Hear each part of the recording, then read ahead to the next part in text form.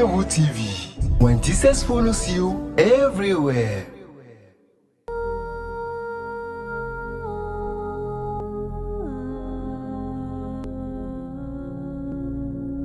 Bienvenue dans cette émission Temps de prédication sur votre chaîne Christian TV Foundation.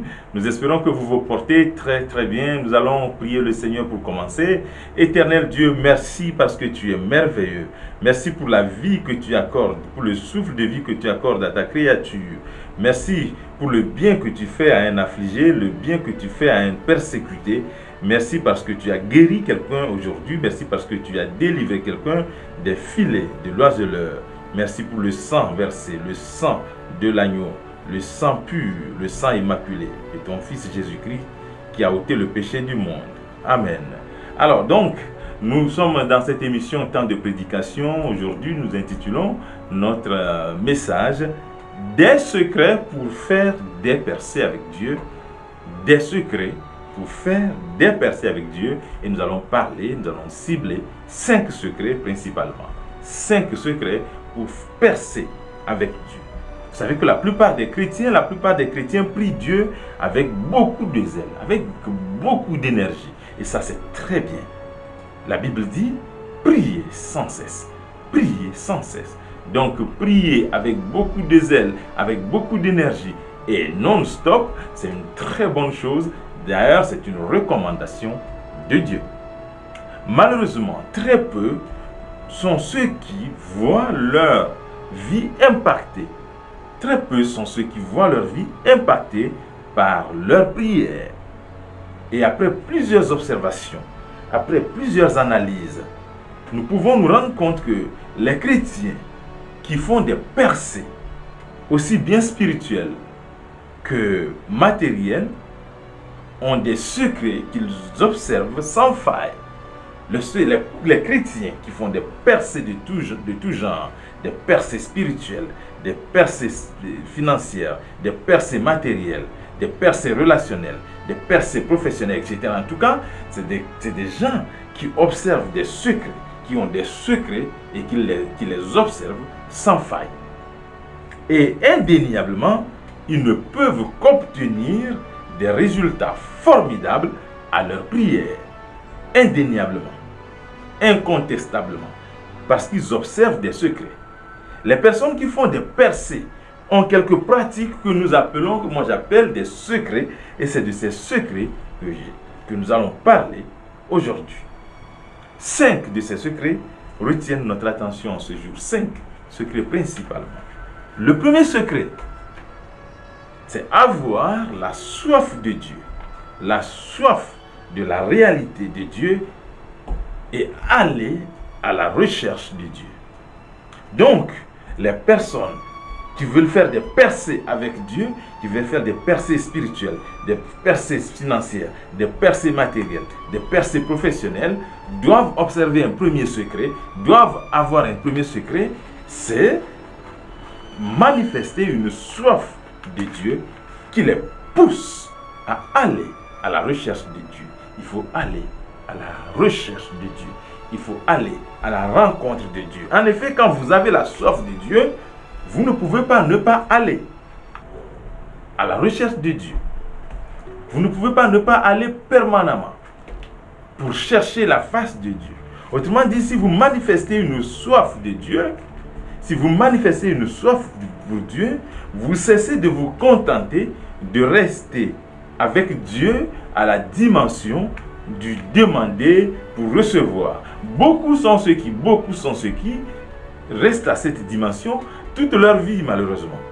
Beaucoup sont ces chrétiens, ces personnes, ces gens qui restent à la dimension du demander pour recevoir toute leur vie.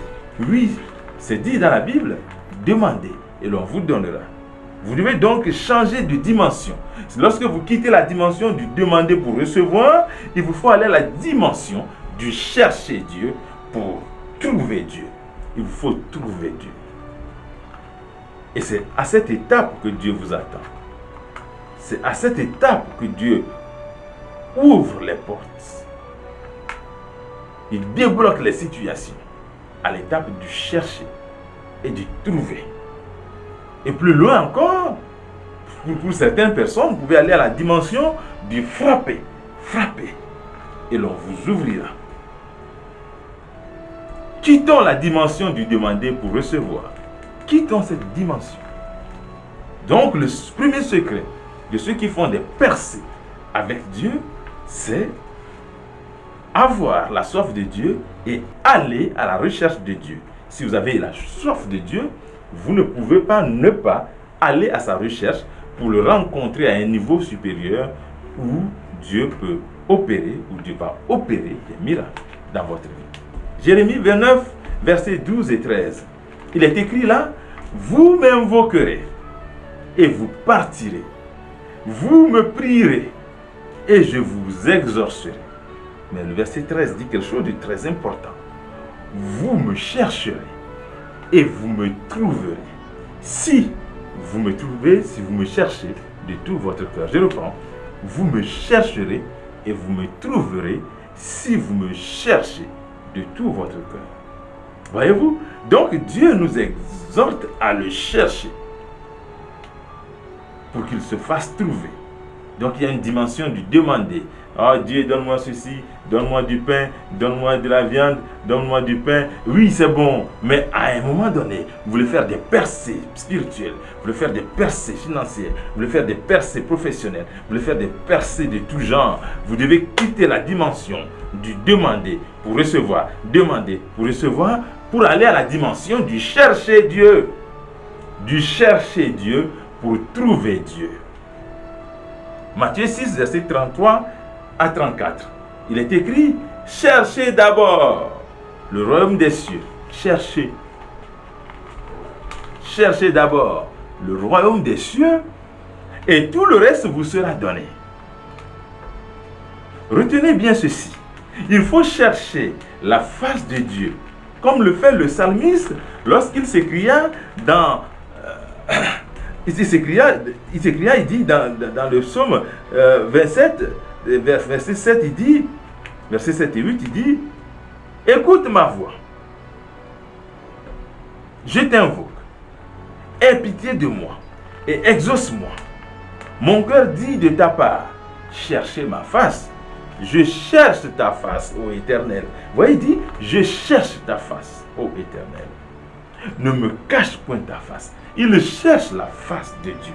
Il nous faut donc, pour le premier secret, manifester la soif de Dieu, oui, mais chercher Dieu, principalement. Chercher la face de Dieu. Et c'est le premier secret de ceux qui font des percées de tout genre avec Dieu.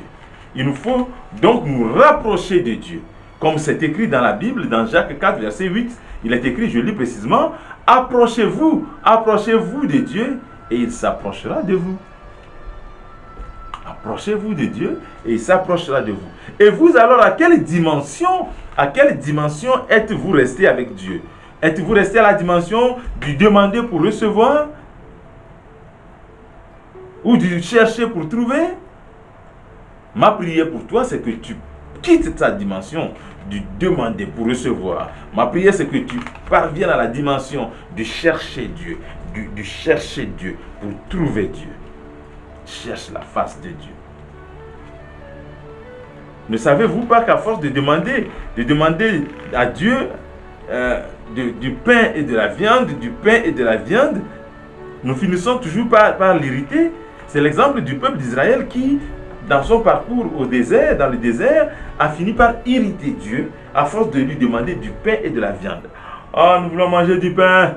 Oh, nous voulons du pain, nous avons faim. Oh, nous avons faim, oh, nous avons faim. Et puis Dieu donne du pain, et puis la manne, ça tombe, et puis ils en mangent, et puis ils sont rassasiés, ils sont contents.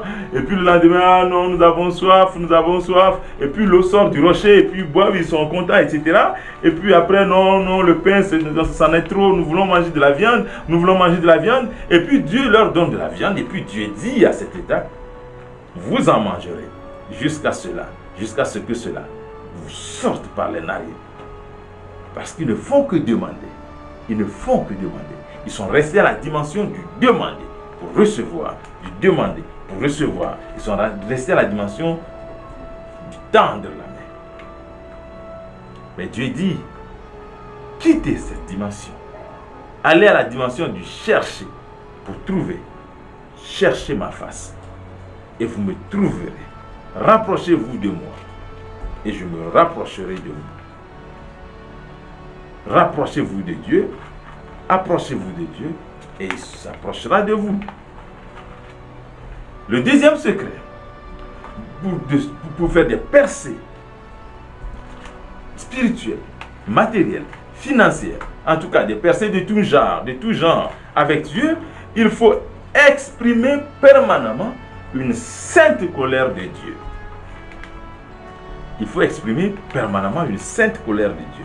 En effet, lorsque vous rentrez dans la dimension du chercher Dieu, il vous faut manifester une sainte colère de Dieu contre tout ce qui représente un blocus pour votre vie. Il faut manifester une sainte colère de Dieu contre le statu quo, contre la médiocrité, contre le péché, contre tout ce qui vous emprisonne, vous maintenez cloué au sol. Il vous faut manifester une sainte colère de Dieu pour sortir de cette situation. Comme dit quelqu'un, il faut être énervé. Il faut être énervé pour quitter cette dimension, pour quitter le statu quo, pour quitter le péché, pour quitter quoi? Les prisons spirituelles, pour quitter les blocages. Il faut être énervé. Au fait, la sainte colère de Dieu, ce n'est pas la colère humaine. Non, ce ne sont pas des bagarres, des cris, des jalousies. Non, ce n'est pas des querelles. Non, pas du tout. La sainte colère de Dieu, ce n'est pas la colère humaine, mais c'est un brasier spirituel, un feu du Saint-Esprit qui vous consume de l'intérieur vers l'extérieur, au point que tout ce qui met en colère Dieu, tout ce qui énerve Dieu, tout ce qui met en colère Dieu, vous met en colère. Tout ce qui énerve Dieu, vous met en colère aussi. Vous énerve aussi. Tout ce que Dieu déteste, vous commencez à le détester aussi. C'est ça la sainte colère de Dieu. Ainsi, la sainte colère de Dieu vous amène à devenir bouillant. À devenir bouillant. Comme de l'eau qu'on place dans une marmite, dans une casserole sur le feu, vous devenez bouillant. Vous n'êtes plus là, les bras croisés à prier. À vous mon enfant, je n'ai pas à manger, je n'ai pas trouvé à manger, je n'ai pas trouvé de mari, je ne peux pas enfanter, je suis stérile, moi je suis bloqué, moi j'ai échoué, je ne fais qu'échouer. Non, c'est pas ça la prière. Quand vous manifestez la sainte colère de Dieu, vous vous levez d'un bond, vous rentrez en courant dans le couloir de votre destinée, vous arrêtez de vous morfondre parce que votre destinée, ce ne sont pas des plaintes, ce ne sont pas des blocages. Non, votre destinée, c'est d'avancer la tête haute, de marcher à grands pas, dans le couloir de votre destinée. C'est ce que Dieu réserve pour vous. Vous allez quitter ça. Vous allez quitter les plaintes. Vous allez quitter vos moments de lamentation. Oui. Vous commencez à agir et à prendre des initiatives. Lorsque vous manifestez la sainte colère de Dieu, vous commencez à agir et à prendre des initiatives. Vous commencez à manifester du zèle dans tout ce que vous entreprenez. Vous ne restez pas là à longueur de journée à bavarder, à tourner en rond, à aller de gauche à droite, à aller de lieu en lieu, comme disent les anglophones, up and down, up and down, up and down, sans rien faire de votre journée. Non, vous quittez ça. Parce que Dieu vous attend à une autre dimension. Dieu a prévu pour vous une dimension plus élevée. Vous devez quitter cette dimension de croiser les bras. Vous devez quitter cette dimension. C'est pour ça qu'il est dit dans Apocalypse 3, verset 16, « Ainsi, parce que tu es tiède et que tu n'es ni froid, ni bouillant, ni froid, ni bouillant, je te vomirai de ma bouche. » Voyez-vous, Dieu dit parce que tu es tiède, parce que tu es comme ça, abattu. Je suis abattu dedans de moi. Oh, Seigneur, je suis fatigué. Personne ne m'aime dans la vie. Je n'ai pas de mari. Je n'ai pas de femme. Je n'ai pas de boulot. Je n'ai pas de je ne sais pas quoi. Je n'ai pas à manger. Non. Quitte cette dimension Lève-toi maintenant. Prends des initiatives. Mets en pratique tes projets. Maintenant. C'est cela, la sainte colère de Dieu. Et c'est ça qui vous donne ce bouillonnement. La Bible dit, parce que tu es tiède. Arrête d'être tiède. Et que tu n'es ni froid ni bouillant. Dieu cherche les deux extrêmes. Dieu veut tout simplement voir les deux extrêmes. Es-tu froid ou bouillant? Si tu es bouillant, tu es dans la bonne direction. Tu es dans le plan de Dieu. Si tu es froid, bon, Dieu n'a pas, il te laisse là, dans ta froideur comme on dit. Mais si tu es tiède, ça veut dire que tu n'es pas sérieux. Et tu vomiras de sa bouche. La sainte colère de Dieu, c'est ça qui te rend bouillant, qui te donne la force. Les personnes tièdes ou les personnes froides ne donnent pas envie du tout à Dieu d'agir. Pas du tout. Dieu n'a que faire de ces personnes. Dieu n'a que faire de ces gens qui se promènent et qui ne savent pas que faire de leur journée. Dieu n'a que faire de ces gens qui sont dans la lamentation sans fin, qui sont dans des plaintes et des plaintes, qui sont dans des querelles et des bagarres humaines, des querelles humaines, qui sont là à se morfondre sur leur situation, sur leur sort. Dieu n'a que faire de ces gens. Dieu, il veut des gens bouillants, des gens chauds, des gens qui courent dans le couloir de leur destinée. Et c'est ce que Dieu te réserve aujourd'hui. Parce que tu dois quitter ton état de tiédeur. Tu dois quitter ton état de froideur. Tu dois commencer à être bouillant. Parce que le feu du Saint-Esprit t'allume. Et c'est ça ton partage. Et c'est ce que Dieu attend de toi. Il veut te voir avancer à grands pas dans le couloir de ta destinée vers une dimension supérieure. Dieu n'a que faire des gens tièdes ou des gens froids. Il a besoin des gens bouillants comme David, comme Jérémie, comme Josué. Il a besoin des gens bouillants. Pas des poltrons comme Eliab, le frère de David. Il porte une arme. Avec des cuirasses et tout. Mais il est poltron. Il rencontre Goliath. Il se cache sous l'herbe. Et il chuchote. Ne parle pas. Tais-toi, David. Et il est là. Non! Dieu n'a pas besoin de ce genre de personnes. Dieu n'a pas besoin d'Eliab. Il a besoin d'un jeune garçon comme David qui arrive au front, qui dit, mais qui est-il? Qui est-il celui-là? Il dit, tais-toi. Non, mais je veux savoir, mais lui c'est qui? C'est lui qui nous a injurié. Il a injurié Dieu. Non, mais lui, moi je vais avancer. Moi je vais l'affronter. Tais-toi, mais porte quand même des armes. Il dit non! L'Éternel qui m'a délivré des mains, des griffes, du lion, qui m'a délivré de la patte de l'ours, me délivrera aussi des mains de ce Philistin. Ça veut dire que Dieu sait que ce David est bouillant. Et tu as besoin des gens comme toi, des gens bouillants comme toi. Aujourd'hui, le feu du Saint-Esprit t'allume et tu n'es plus tiède, et tu n'es plus froid, et tu n'es plus froide, et tu cours, et tu es bouillant, et tu es fort, et tu avances. Comme David, Dieu a besoin des gens bouillants. Jésus dit d'être bouillant. Quand il y a une chose en ébullition, c'est qu'il y a un feu en dessous. Et le feu en dessous, c'est le feu du Saint-Esprit. Personne ne peut percer sans être embrasé. Personne, non. Ne nous leurrons pas. Personne. Tu ne peux pas percer sans être embrasé. Embrasé par le feu du Saint-Esprit. Tu ne peux pas percer sans être en colère contre le statu quo. Tu ne peux pas percer sans être en colère contre la pauvreté. Mais attends, tu aimes la pauvreté, mais tu restes pauvre. Tu aimes la stérilité, tu restes stérile. Tu aimes le célibat, tu restes célibat. C'est jusqu'à ce que tu te mettes en colère. Jusqu'à ce que tu te mettes en colère contre le célibat, tu te mettes en colère contre la stérilité, tu te mettes en colère jusqu'à ce que tu te mettes en colère contre la pauvreté, contre l'échec, contre la procrastination. C'est jusqu'à ce que tu te mettes en colère que tu deviens bouillant.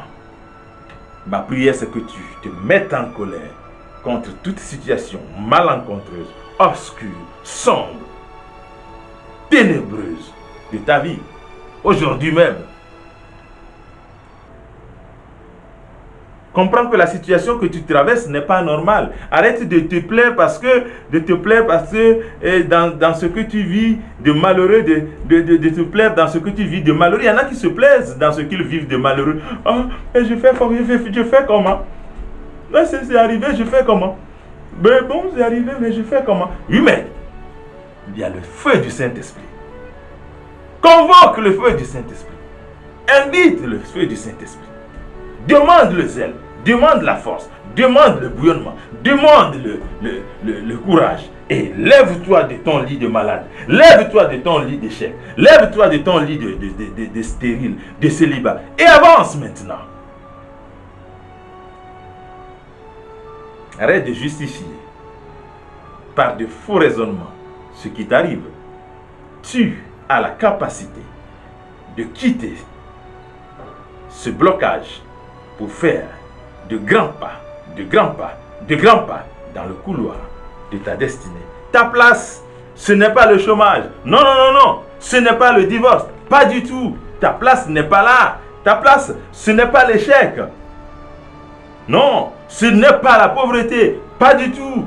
Ta place, ce n'est pas la maladie. Non, non. Lève-toi de là. Lève-toi aujourd'hui. Quitte cette dimension. Maintenant. Parce que tu dois comprendre que tu dois quitter cette dimension. Tu dois comprendre que tu dois être énervé. Tu dois être fâché, comme dit quelqu'un. Tu dois être en colère contre la pauvreté, contre la maladie, contre l'échec, contre la routine. Tu dois être en colère contre la stérilité, contre le péché, contre l'ivrognerie. Tu dois être en colère. Mets-toi en colère maintenant.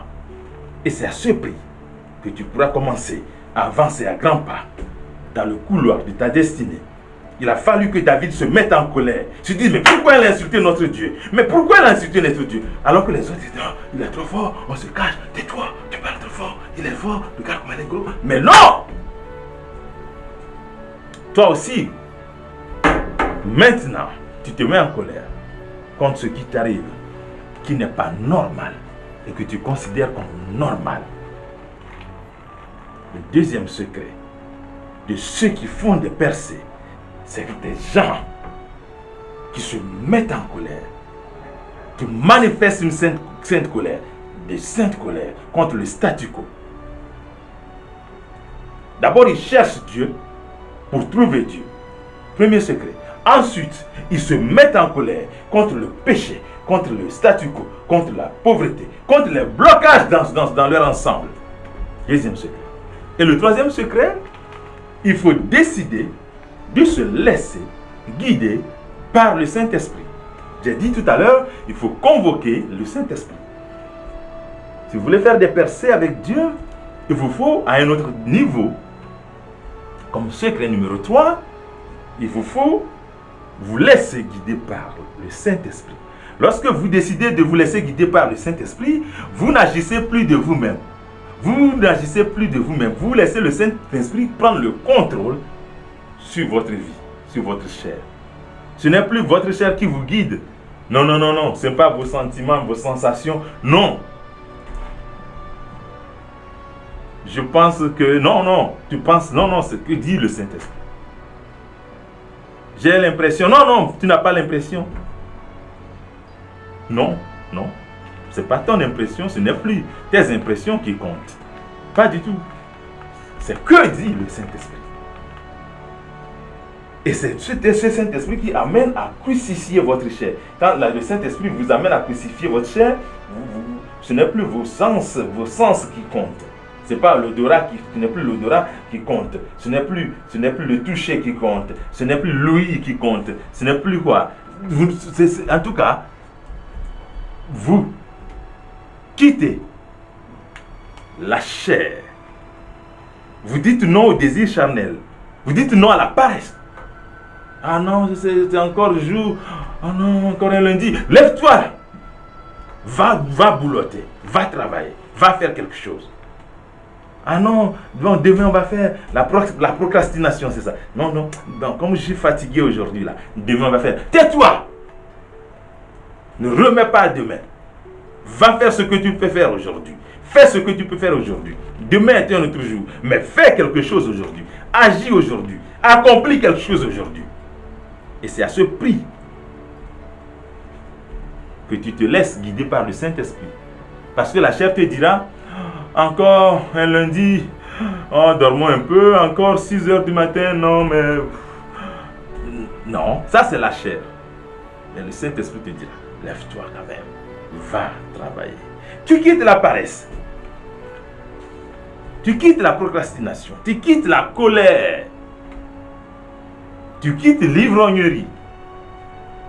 Tu quittes les commérages. Les commérages. Tu ne peux pas passer ton temps à faire des commérages, ton temps à parler des gens, de tout ce qui se passe dans le quartier, dans le village. Et tout le monde sait que dès qu'on a besoin d'une information, d'une nouvelle, il suffit d'aller voir Kokou, il suffit d'aller voir Adjo, il suffit d'aller voir Pierre, d'aller voir Josué, d'aller voir je ne sais pas qui.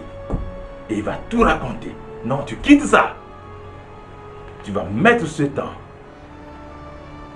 à profit à partir d'aujourd'hui. Tu quittes les commérages, tu quittes l'impudicité sexuelle, tu quittes les bagarres.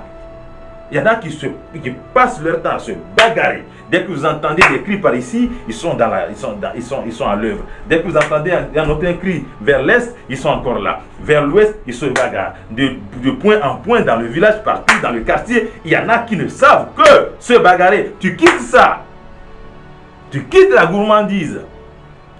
Parce qu'avec le Saint-Esprit qui te guide, tu quittes la gourmandise. Les dessous de table, tu manges trop. Ah mon non, tu manges.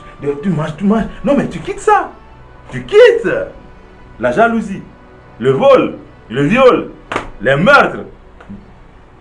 Tout ça sont des effets de la chair. Il te faut quitter tout cela. Vous ne pouvez pas prendre contrôle. Vous ne pouvez pas contrôler votre chair vous-même si ce n'est pas par la présence du Saint-Esprit. Et ma prière, c'est que le Saint-Esprit vous localise aujourd'hui, vous localise maintenant et vous guide à partir de cet instant et empêche la manifestation de vos désirs charnels. Un chant dit, je veux t'adorer, ô Paraclet. Saint-Esprit, viens illuminer ma vie. Je veux te louer, ô Paraclet. Saint-Esprit, viens éclairer ma vie. Je veux m'incliner, ô Paraclet. Saint-Esprit, viens illuminer ma vie. C'est à toi donc de convoquer le Saint-Esprit. Invite le Saint-Esprit à illuminer ta vie, à éclairer ta vie, à projeter des rayons de soleil, de lumière dans les coins obscurs, sombres, ténébreux de ta vie. Je veux t'adorer, ô Paraclet. Saint-Esprit, viens illuminer ma vie. Je veux te louer, ô Paraclet. Saint-Esprit, viens éclairer ma vie. Je dis, je veux m'incliner, ô Paraclet. Saint-Esprit, viens éclairer ma vie. En d'autres termes, il faut se faire violence. Il faut se faire violence.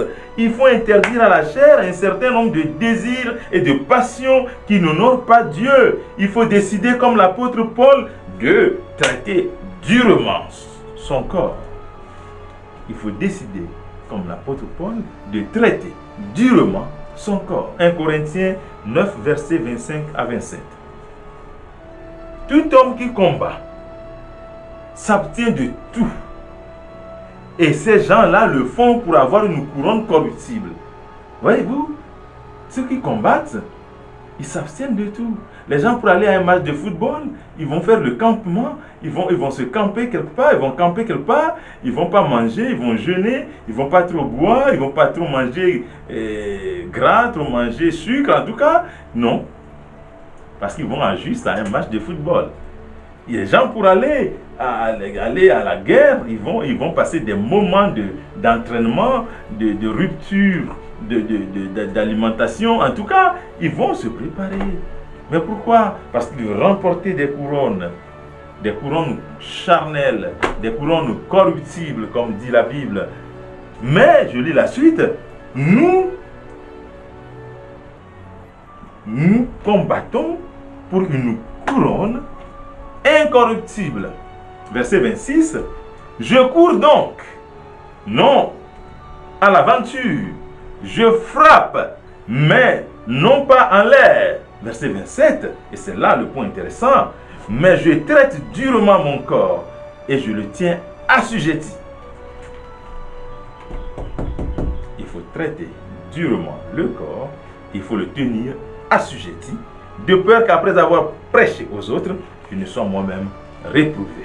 Voyez-vous, il y a la phase du traitement dur du corps. C'est pour ça que les militaires, avant d'aller à la guerre, ils vont porter des sacs à dos remplis de rochers, de briques, de fer, en tout cas de ferraille. Ils vont porter des armes lourdes comme ça, ils marchent sous le poids de leurs armes. Et avant d'aller à la guerre, ils s'entraînent, ils portent des kalachnikovs, ils sont entourés de balles. Les footballeurs, avant d'aller remporter une victoire, ils vont pas manger sucre, ils vont pas manger huile, ils vont pas manger gras, etc. etc. Ils traitent durement leur corps pour des couronnes corruptibles. Mais nous devons traiter durement notre corps pour des couronnes non corruptibles, pour la vie éternelle. Et le secret numéro 3 de ces gens, c'est qu'ils font des percées. Ils font des percées en invoquant le Saint-Esprit qui les aide à traiter durement leur corps. C'est l'étape la plus délicate, je sais, mais par la grâce de Dieu, toi aussi, moi aussi, nous y parviendrons. Dis-moi Amen. Dis-moi Amen. Le secret numéro 4, et c'est l'avant-dernier secret que je partage avec toi, il faut vous saturer de la parole de Dieu. Vous voulez faire des percées avec Dieu, des percées spirituelles, des percées professionnelles, des percées relationnelles, des percées financières, des percées matérielles. Saturez-vous de la parole de Dieu. Saturez-vous de la parole de Dieu. En quoi faisant? En décidant d'écouter régulièrement la parole, de lire régulièrement la parole, de méditer régulièrement la parole. La Bible dit clairement ce qu'il faut faire pour réussir. La Bible dit clairement, dans Josué 1, verset 8, je lis, et tu as intérêt à garder en mémoire cette recommandation de Dieu. Josué 1, verset 8, la Bible dit que ce livre de la loi, donc la Bible, que ce livre de la loi ne s'éloigne point de ta bouche, médite-le jour et nuit pour agir fidèlement selon tout ce qui y est écrit. Médite-le jour et nuit. D'abord que cela ne s'éloigne pas de ta bouche. Il dit ensuite il faut le méditer jour et nuit. Il n'a pas dit de le méditer quelquefois quand on veut, quand on a le temps, etc., quand on n'est pas trop fatigué. Non, médite-le jour et nuit pour agir fidèlement selon ce qui y est écrit. Et ce n'est pas tout. Le point culminant de tout ceci, c'est car c'est alors que tu auras du succès. C'est ainsi, c'est à partir de là, c'est en ce moment-là que tu auras du succès dans tes entreprises. C'est alors que tu réussiras. La condition, c'est de garder le livre de la loi toujours en bouche, dans la bouche, donc lire. Et ensuite, c'est de le méditer jour et nuit. Et en outre, c'est d'agir fidèlement selon ce qui est écrit. Et quand vous aurez fait tout ceci, la Bible dit, et je sais que Dieu ne ment jamais, il dit, quand vous aurez fait tout ceci, c'est alors que tu auras du succès. dans tes entreprises, c'est alors que tu réussiras. Ça, c'est le secret numéro 4 de ceux qui font des percées de tout genre avec Dieu. Autrement dit, à force d'exposer leurs yeux à la parole, à force d'exposer tes yeux à la parole, à force d'exposer tes oreilles à la parole, à force d'être plongé dans la parole, le Saint-Esprit dont nous avons parlé au point 3 finit par graver la parole sur ton cœur. Et cela engendre un réma. Cela engendre la foi, la ferme assurance des choses qu'on ne voit pas. Tu ne vois pas, mais tu sais que tu as gagné ce projet. Tu n'as pas encore vu, mais tu sais que tu portes un enfant. Oh là là, Marie, la mère de Jésus, n'a rien vu, mais elle sait qu'elle porte un enfant. Toi aussi, tu dois savoir, maintenant, que tu portes un enfant, que tu portes une grossesse, que tu portes un fœtus. N'attends pas d'avoir en tout cas des vomissements, je ne sais pas quoi, d'avoir des douleurs de bas-ventre, en tout cas, n'attends pas de sentir des mouvements d'enfant dans ton... Non, non, non, tu portes un enfant. Tu as réussi, n'attends pas que ce soit proclamé ces résultats. N'attends pas les résultats, mais tu sais, dis-toi que tu as déjà réussi. N'attends pas. N'attends pas les résultats des analyses des médecins. Dis-toi que je suis déjà guéri. Tu sens que tu es guéri. Tu sens que tu as quitté ton lit d'hôpital. Et tu quittes le lit d'hôpital. À force d'être plongé dans la parole, le Saint-Esprit finit par vous graver la parole sur le cœur. Et cela engendre la foi, la ferme assurance de ce qu'on ne voit pas.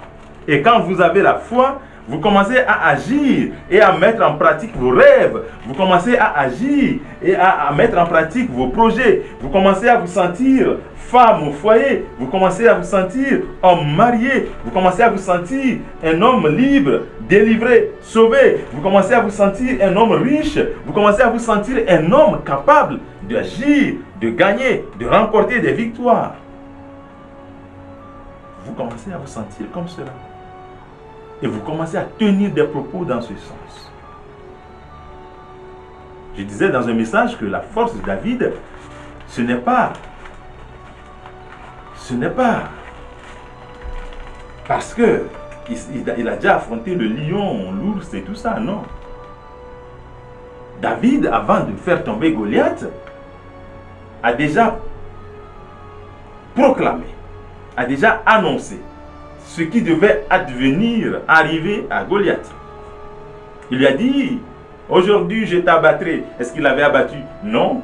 Est-ce qu'il sait qu'il allait l'abattre? Non, il n'avait même pas d'arme, il n'avait même pas d'épée. Mais il a dit, aujourd'hui je t'abattrai. Il a aussi dit, aujourd'hui je te couperai la tête. Est-ce qu'il a dit oui ou non? Oui, il a dit.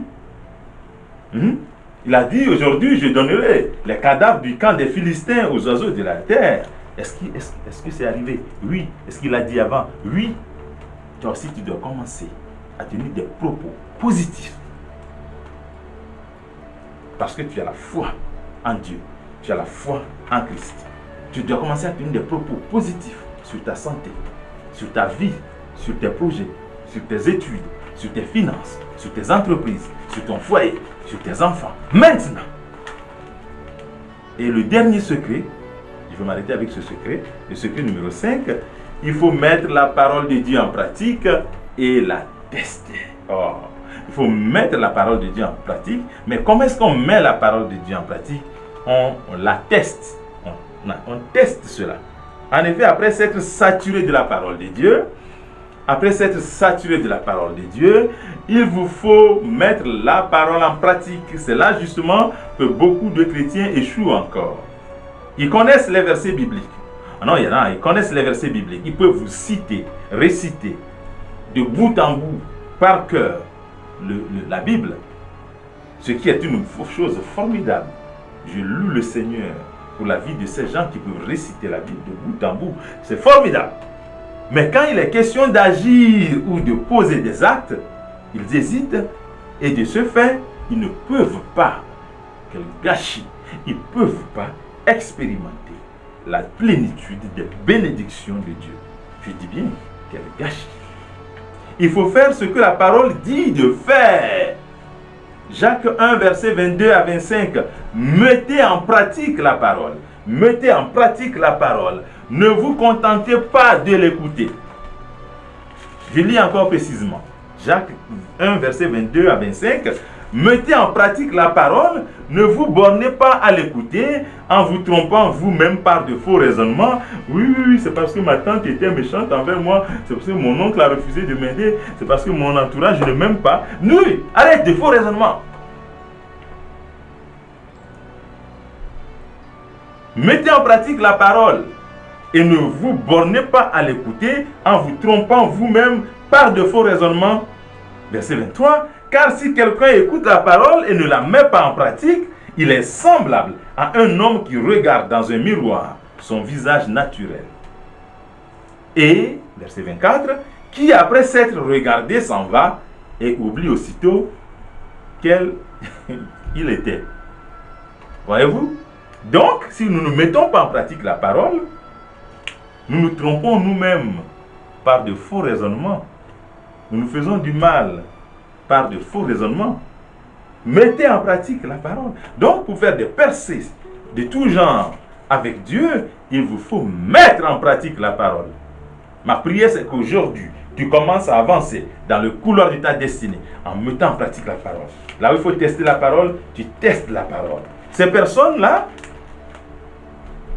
obtiennent un témoignage à partir du test de la parole. Personne n'obtient un témoignage sans agir, sans avoir obéi à Dieu en posant des actes. Personne n'a pas posé des actes. Tu ne peux pas. Si David n'était pas allé contre Goliath, s'il n'avait pas posé ce pas de la foi, comment est-ce qu'il aurait pu vaincre Goliath?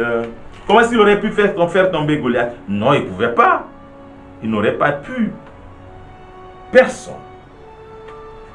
Personne. Je dis bien personne. Pierre n'a-t-il pas jeté son filet à nouveau à l'eau après avoir écouté Jésus pour prendre des poissons comme jamais auparavant?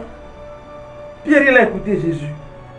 Il dit, oui, mais bon, monsieur, maintenant, jetez vos filets. Et il aurait pu dire, non, mais attends, jeune homme, mais j'ai passé la nuit à faire ça. Je suis même allé plus loin, je suis allé dans les profondeurs. J'ai rien capturé, j'ai rien pris comme poisson. Mais là, on a même les pieds, on a les pieds. Tu me demandes de jeter mes filets, je n'ai pas du temps à perdre. Mais il a jeté ses filets.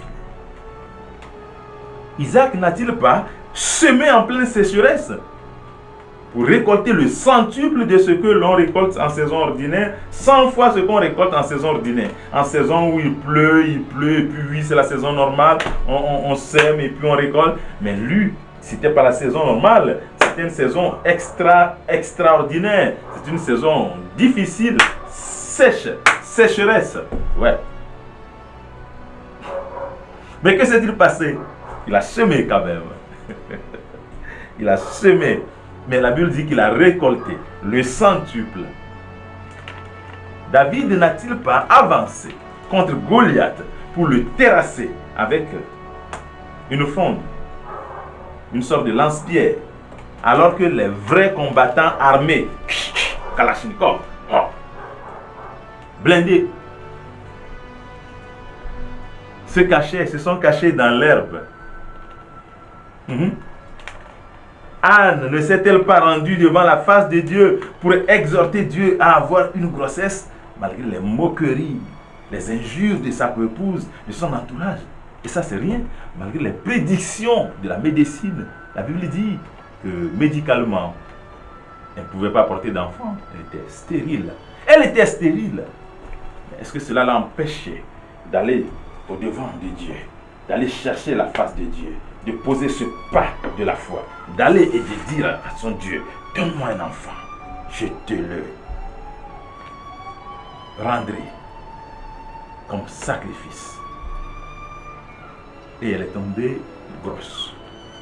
Vois-tu, la femme avec la perte du sang n'a-t-elle pas pris la route en direction de Jésus pour aller trouver guérison?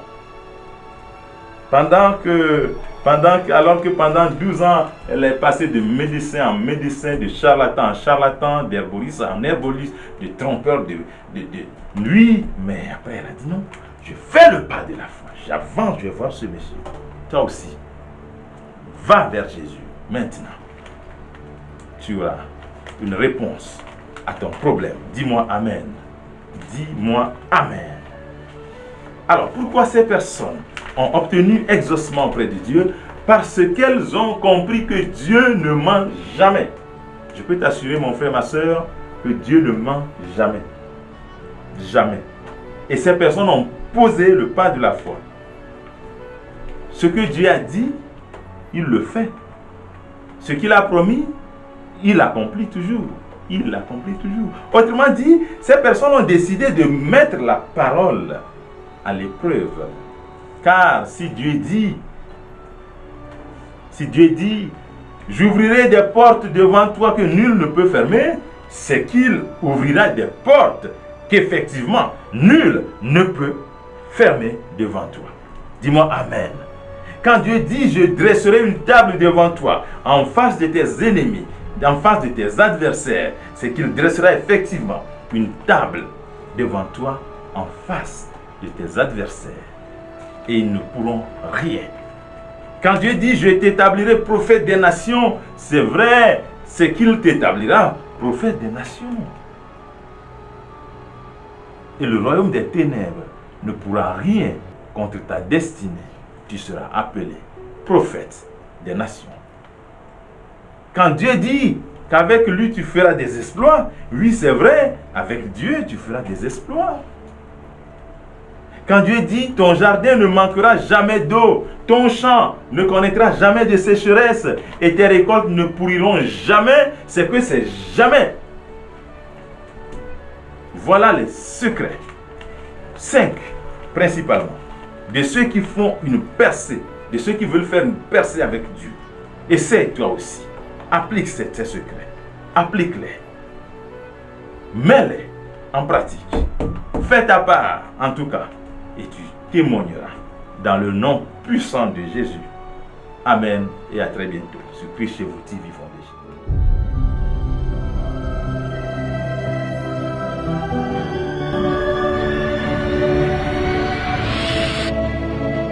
Christ Shevu TV. When Jesus follows you everywhere.